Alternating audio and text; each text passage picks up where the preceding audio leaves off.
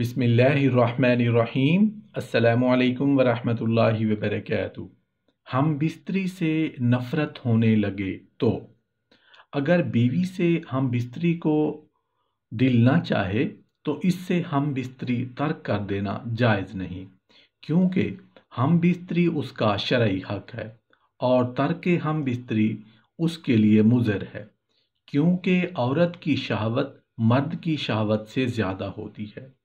حضرت ابو ہریرہ رضی اللہ عنہ نبی کریم صلی اللہ علیہ وآلہ وسلم سے روایت کرتے ہیں کہ عورت کی شہوت مرد کی شہوت سے 99 درجے زیادہ ہوتی ہے، مگر اللہ تعالیٰ نے ان پر شرم و حیا غالب فرما دی ہے۔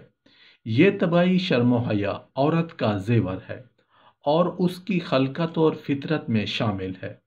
اس طبعی حیا کی وجہ سے عورت آداب کی خوگر ہوتی ہے۔ اس کے برعکس شوہر اگر اپنی بیوی کو شرعی فعل کی دعوت دے اور وہ اس سے انکار کرے تو بیوی گناہ کی مرتکب ہوگی۔ حضرت ابو ہریرہ رضی اللہ عنہ بیان کرتے ہیں کہ پھر نبی کریم صلی اللہ علیہ وآلہ وسلم نے مردوں کو مخاطب کرتے ہوئے پوچھا، کیا تم میں سے کوئی ایسا آدمی ہے جب وہ اپنی بیوی سے ہم بستری کرتا ہو تو دروازہ بند کر کے پردہ کر لیتا ہو اور اللہ کے پردے سے اس فعل کو چھپاتا ہو؟ لوگوں نے جواب دیا، ہاں ایسے لوگ موجود ہیں۔ آپ صلی اللہ علیہ وآلہ وسلم نے پھر یہ پوچھا کہ ایسا آدمی بھی ہے جو اسے دوسروں کے پاس جا کر بیان کرتا ہو؟ یہ سن کر صحابہ کرام رضوان اللہ تعالی علیہم اجمعین خاموش ہو گئے۔ اس کے بعد آپ صلی اللہ علیہ وآلہ وسلم عورتوں کی طرف مخاطب ہوئے اور ان سے پوچھا، کیا تم میں کوئی ایسی عورت ہے جو اپنے خاوند کی خلوت کی باتیں دوسری عورتوں کو بیان کرتی ہو؟ عورتیں خاموش رہیں، لیکن ایک نوجوان عورت اپنے ایک گھٹنے پر کھڑی ہو کر رسول کریم صلی اللہ علیہ وآلہ وسلم کی طرف جھانکتی ہے اور آپ کی باتیں سن کر کہتی ہے، یا رسول اللہ، خلوت کا ذکر مرد بھی کرتے ہیں اور عورتیں بھی۔ فرمایا، جانتے ہو اس کی مثال کیا ہے؟ اس کی مثال ایسے ہے جیسے کوئی شیطان عورت کسی شیطان مرد کو سرے راہ مل گئی ہو اور اپنی حاجت پوری کی ہو، دریں اثنا لوگ ان کی طرف دیکھتے رہے ہوں۔ اللہ پاک نے بچہ دان پیدا کیا، آلات مباشرت پیدا کیے، مردوں کی پشت اور عورتوں کے سینہ میں اولاد کا بیج پیدا کیا، شہوت کو مرد اور عورت پر مسلط کیا، تو ان باتوں سے جو مقصود الہی ہے وہ کسی عقل مند سے پوشیدہ نہیں۔ اگر کوئی شخص بیج یعنی نطفہ کو ضائع کرے اور شہوت کو کسی ہیلا سے ٹال دے تو وہ پیدائش کے مقصد سے منحرف رہے گا۔ علماء اور محدثین فرماتے ہیں کہ جب میاں بیوی مقاربت کرنے کا ارادہ کریں تو جسم کا لباس ہٹانے سے پہلے بسم اللہ پڑھ لیا کریں۔ اس سے اللہ تعالیٰ ان کے گرد حفاظت کا ایک پردہ ڈال دیتے ہیں۔ شیطان ایسے میاں بیوی کو نہیں دیکھ سکتا، جنات ان کو نہیں دیکھ سکتے، اس لیے سنت ہے کہ انسان کپڑے اتارنے یا پہننے کے وقت بسم اللہ پڑھ لیا کرے تاکہ ان کے گرد حفاظت کی چادر آ جائے، اللہ تعالیٰ کی طرف سے شیطان اور جنات ان کو نہ دیکھ سکیں۔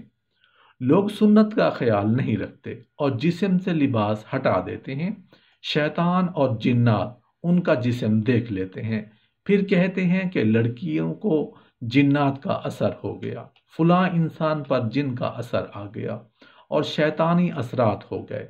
بحیثیت ایک انسان اور مسلمان ہم نے نبی کریم صلی اللہ علیہ وآلہ وسلم کی سنت کو چھوڑ کر خود اپنے لیے مصیبتیں خرید لیتے ہیں۔ اس لیے میاں بیوی کو چاہیے کہ جب اکٹھا ہونے کا ارادہ کریں تو اپنے جسم سے کپڑے علیحدہ کرنے سے پہلے بسم اللہ الرحمن الرحیم ضرور پڑھ لیں تاکہ ان کو آپس میں لیٹے ہوئے کوئی شیطان یا کوئی جن نہ دیکھ سکے۔ بلکہ شریعت نے یہ بات کہی کہ اگر جسم سے اپنا لباس ہٹائیں تو ایک بڑی چادر ہو جس کے اندر وہ دونوں ایک دوسرے سے ملیں۔ اس بڑی چادر کی وجہ سے اللہ تعالیٰ ان کی ہونے والی اولاد میں حیا پیدا فرمائیں گے۔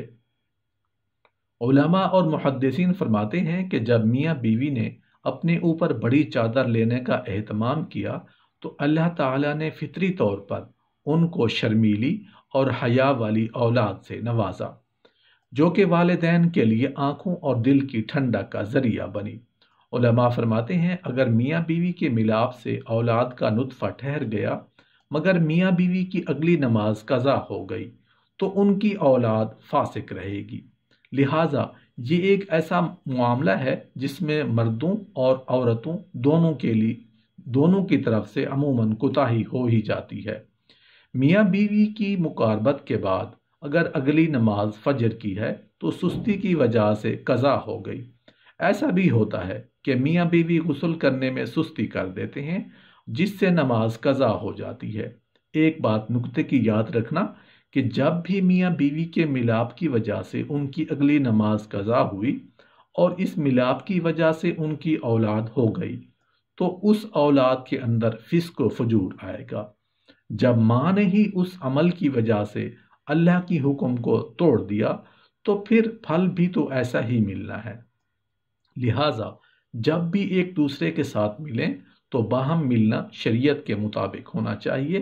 مقاربت کی وجہ سے نمازیں قضا نہیں ہونی چاہیے، بے شرمی اور بے حیائی کا معاملہ نہ ہو، بلکہ اللہ سے نیک اولاد کی تمنا ہو، جانوروں والا مسئلہ نہیں ہونا چاہیے۔